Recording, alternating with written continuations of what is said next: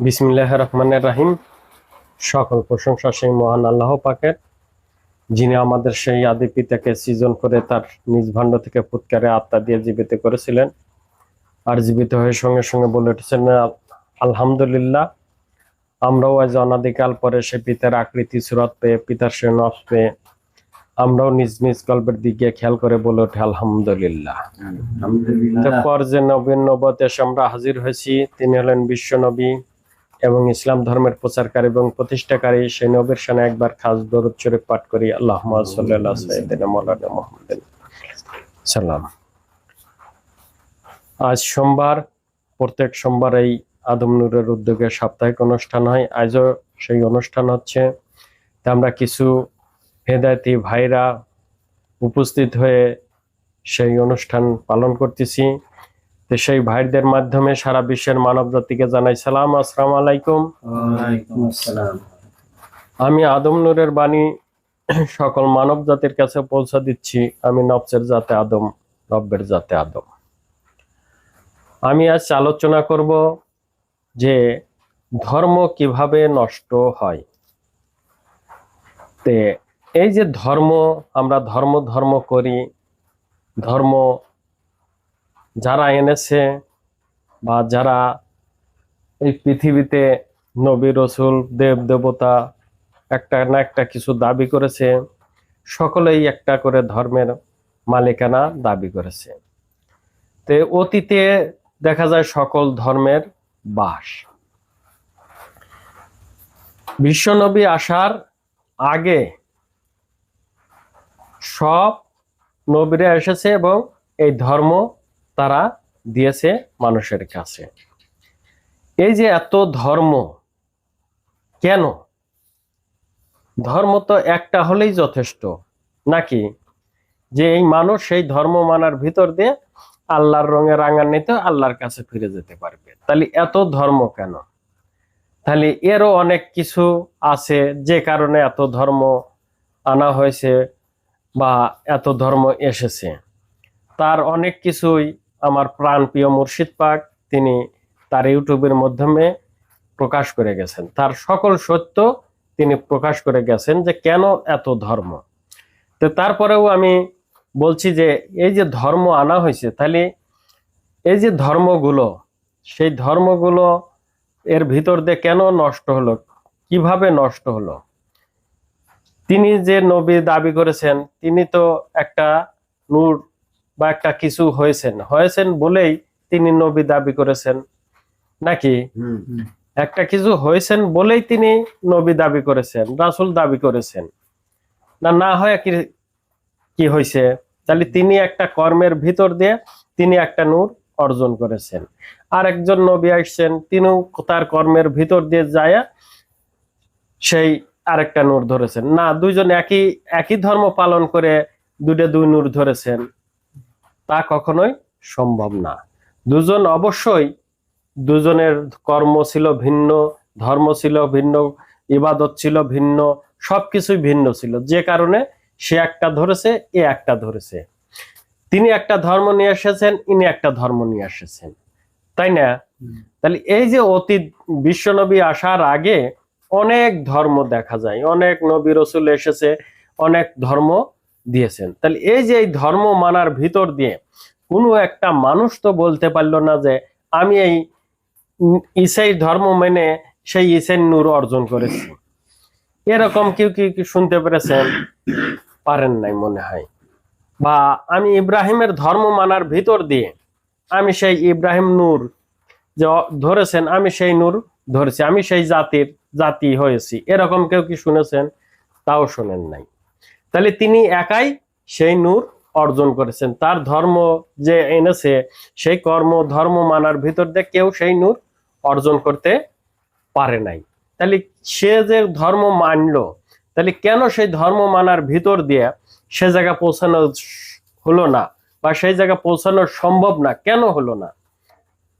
কারণ তিনি যে ধর্ম হয়তো দিয়েছিলেন, তিনি যে কর্ম দিয়েছিলেন, তার সময়ে যে তার ধর্ম গ্রহণ করেছিল তারা হয়তো অনেক কিছু জেনেছিল, অনেক কিছু বুঝেছিল, কিন্তু তিনি যখন ওফাত হয়ে গেলেন, সেই নবী যখন ওফাত হয়ে গেলেন ঠিক তখনই তাদের ভিতর দেখা যায় যে আমি একটা হয়েছি, অমকে একটা হয়েছে, অমকে একটা দিয়েছে। সেই ধর্মের ভিতর নানা রকম ফেতনা ফ্যাসাদ এসে যুক্ত লাগলো। বুঝে আসলো আমার কথা? ঠিক এমনি ভাবে সেই ধর্মগুলো নষ্ট হয়েছে। তিনি একটা যে কর্ম আমাদের সেই তার যে অনুসারী ছিল তাদেরকে যে কর্ম দিয়েছিলেন, তারা সেই কর্ম করার ভিতর দিয়ে অনেক কিছু জ্ঞান পাইছে, অনেক কিছু বুঝ তৈরি করছে। সেই বুঝের ভিতর দিয়ে যখন সেই নবী চলে গেছেন, একজন বলতেছে আমি এটা হয়েছি, আরেকজন বলতেছে আমি এটা হয়েছি, আরেকজন বলতেছে আমার ঠেনই সত্য আছে, আরেকজন বলতেছে না ওর ঠেন কিছু নাই, আমি সবচাইতে বেশি জানি।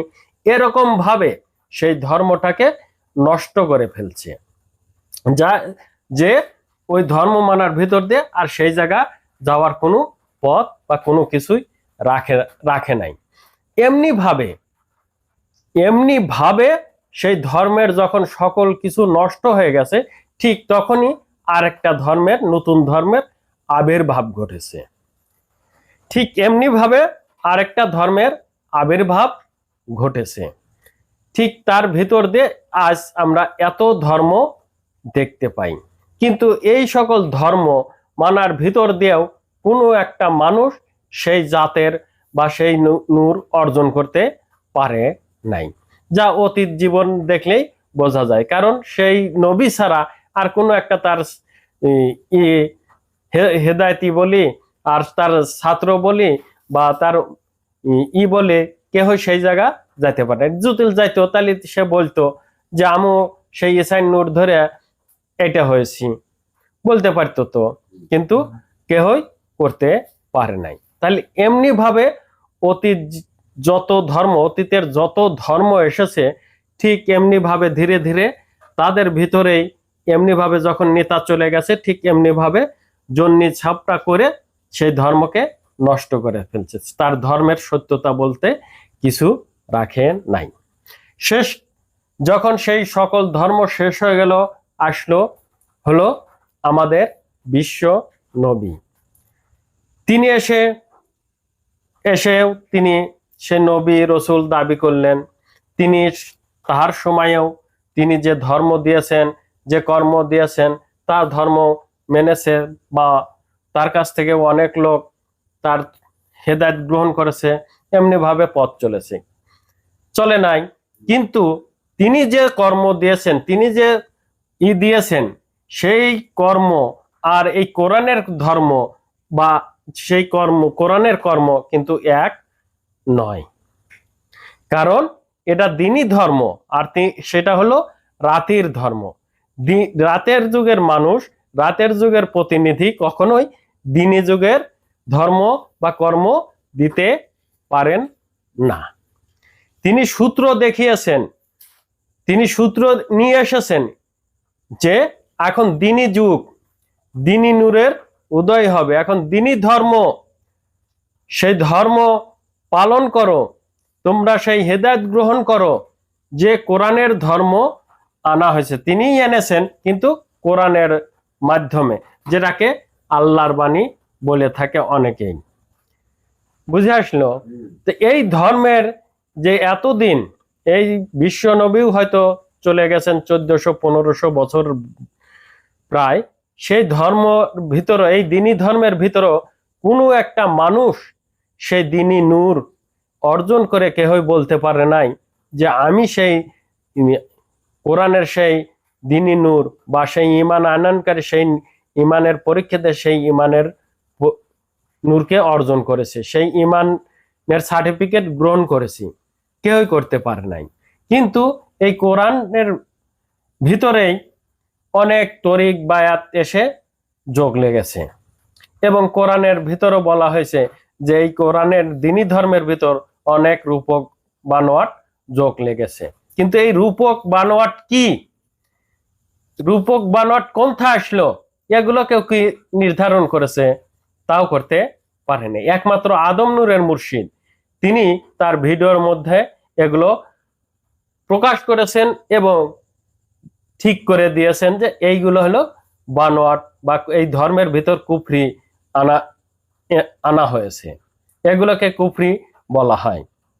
বা বানোয়াট এভাবে আনা হয়েছে। তিনি বলেছেন, আপনারা সবাই সেই ইউটিউবে দেখলেই বুঝতে পারবেন। তার ভিতর দিয়ে এই যে তরিক বায়াত আসলো, কিন্তু এই কোরআনের যে ধর্ম, দ্বীনি ধর্ম, সে ধর্ম কোনো মানুষ দিতে পারলো না, কারণ সেই কোরআনকে বাস্তবায়নই কেউ করতে পারল না।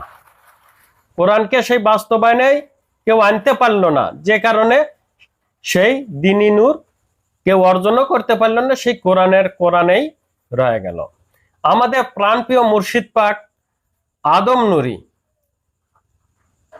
তিনি একমাত্র এই কোরআনকে বাস্তবায়নের ভিতর দিয়ে সেই ইমানি নূর এর উপর পরীক্ষা দিয়ে সেই আদম নূর বা আল্লাহ নূর অর্জন করে তিনিই একমাত্র বললেন যে আমি সেই হযরত আমির আলী আত্মসত্তায় বিলায়েতি আদম নূর কথা বলছি। একমাত্র আদম নূরের মুর্শিদি তিনি তার পরিচয় দিয়ে এই কোরআনের সকল সত্য নিয়ে খাড়া করে তিনি এই কোরআনের ধর্মের ভিতর যে রূপক বানোয়াট এনেছিল তার সকল কিছু দেখিয়ে তিনি এই দ্বীনি ধর্ম খাড়া করলেন। আর এই দ্বীনি ধর্মের ভিতর যত রূপক বানোয়াট এনেছিল তা সকলেই প্রকাশ করলেন যে এইগুলো রূপক বানোয়াট, আর এইটা হলো দ্বীনি ধর্মের সত্য। বুঝে আসতেছে? তে আমি এই সকল মানুষকে যারা এই ভিডিওটা দেখবেন তাদের সকলকেই এদের মাধ্যমে বোঝার, যাতে বুঝতে পারেন, তার জন্য সকলকেই বলবো ইউটিউবটা সুন্দর করে মনোযোগ সহকারে শুনবেন। তো এই যে আদম নূরের মুর্শিদ, তিনি সকল কিছুতে সত্য এবং মিথ্যাকে পৃথক করে, কেন এটা মিথ্যা, কি কারণে মিথ্যা তাও দেখা দিলেন, আর এইটা কি কারণে সত্য, কিসের লাগে সত্য, এটাও তিনি দেখিয়ে দিলেন। কোরআনেও বলা হয়েছে তোমরা সত্য এবং মিথ্যাকে মিশ্রিত করো না, না বলা হয় নাই? বলা হয়েছে। তাহলে সত্য আর মিথ্যাকে একসাথে করতে মানা করতেছে। কাদেরকে মানা করতেছে? যারা সেই সত্য পথ গ্রহণ করলো, যারা সেই আল্লাহর তরফের হেদায়েত গ্রহণ করলো। কার কাছ থেকে? সেই মানুষটার কাছ থেকে যিনি সেই কোরআনের প্রথম নূর অর্জনকারী, তার কাছ থেকে। তাদেরকে মানা করা হচ্ছে তুমি তোমার জীবনে আর কখনোই অসৎ অপকর্ম, ধোঁকা, ফাঁকি কোনো কিছুই করতে পারবে না। বলা হয় নাই? অবশ্যই মুর্শিদ পাক বলেছেন। তো এই যে আমাদের সেই পৃথক করে দিলেন যে তোমরা আর কখনোই সত্য এবং মিথ্যা মিশ্রিত করে কোনো কিছু করবে না, তোমরা সত্য অর্জন করবে, সত্য উপার্জন করবে, সত্য হালাল উপার্জন করবে এবং হালাল টাকা দিয়ে তুমি ভক্ষণ করবে, যাতে তোমার সকল কিছু পবিত্র সাথে হয়ে তোমার সেই দ্বীনি নূরের সাথে যোগ লাগতে পারে। ঠিক আছে? তো এমনি ভাবে ঠিক আমরাও দের মুর্শিদ যতদিন ছিল ততদিন আমরা এভাবে চলে আসলাম। আমাদের মধ্যে কোনো বাদ প্রতিবাদ কোনো কিছুই ছিল না। ঠিক যখনই আমাদের মুর্শিদ পাক চলে গেলেন, ঠিক তখনই আবার দেখেন সেই অতীতের মতো সেই দ্বীনি ধর্মের ভিতরও দেখেন, আমি অমকে হয়েছি, আমি তমকে হয়েছি, আমার কাছে এটা আছে, আমার কাছে ওটা আছে, আমি এত বড় জ্ঞানী, আমি ওটা জানি, আমি আউয়াল জানি, আমি আখের জানি, সকল কিছু আমি জানি। এভাবে এই দ্বীনি ধর্মকে আবার সেই ভাগ করে নেওয়া হচ্ছে।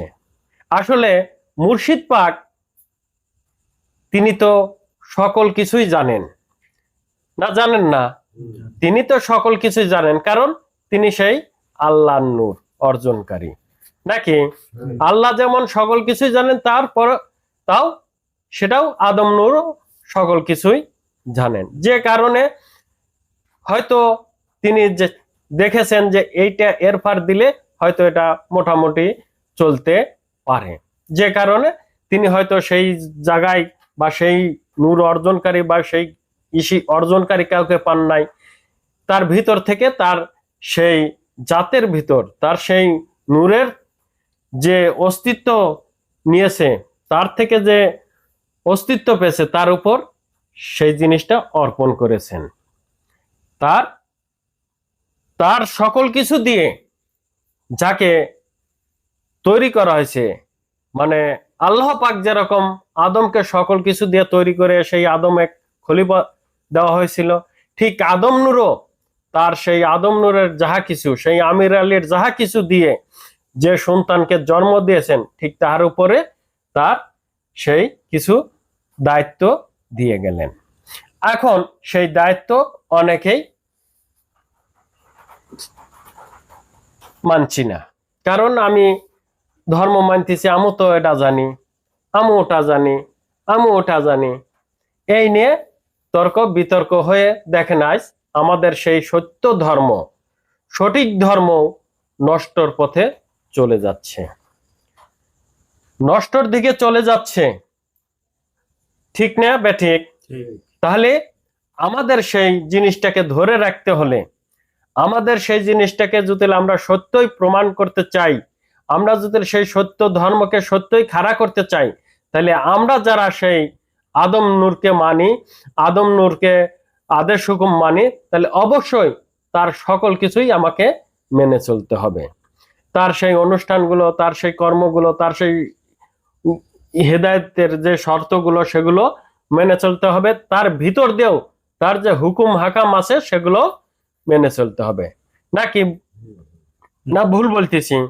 তাহলে আমরা সেই দ্বীনি ধর্ম, সঠিক ধর্ম সারা বিশ্বের মানব জাতির কাছে পৌঁছা দিতে সক্ষম হব বা সঠিক মতে পৌঁছা দিতে পারবো। নইলে কখনোই আমরা এইসব, মানে তারা তো অনেক আর আমরা গুটি কয়েক মানুষ, তাদের চাপে, তাদের অনেক কিছুর ভয়ে আমাদের অনেক কিছু চুপ করে থাকতে হয়, অনেক কিছু বলতেও পারি না। তারপরেও আমরা যাতে সারা বিশ্বের মানব জাতির কাছে সেই সঠিক ধর্ম, সঠিক কর্ম, সঠিক সেই হেদায়েত মানুষ যাতে গ্রহণ করতে পারে, তার জন্য আমরা কিছু আলোচনার মাধ্যমে সারা বিশ্বের মানব জাতিকে জানাচ্ছি। ঠিক আছে? এই যে ধর্ম আমরা মানতেছি, এই যে করতেছি, যাতে আমরা সেভাবে চলতে পারি, অবশ্যই আমাদের মনে রাখতে হবে যে আমার মুর্শিদ পাকের হুকুম এবং আমার সেই হেদায়েতের বাস্তবায়ন করতে হবে, যাতে আমি সেই নূরকে অর্জন করে আমার জীবনকে রক্ষা করতে পারি।